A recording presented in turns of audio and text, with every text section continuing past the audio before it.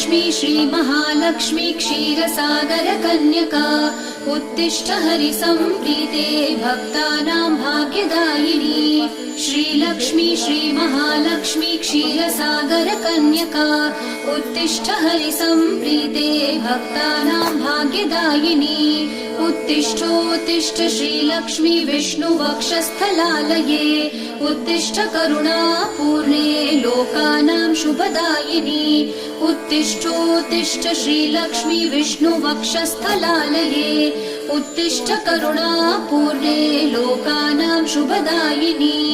श्रीपद्ममध्यवसिते वरपद्मनेत्रे श्रीपद्महस्तचिरपूजित पद्मपादे श्रीपद्मजातजननी शुभपद्मवक्त्रे श्रीलक्ष्मी भक्तवरदे तव सुप्रभातम्।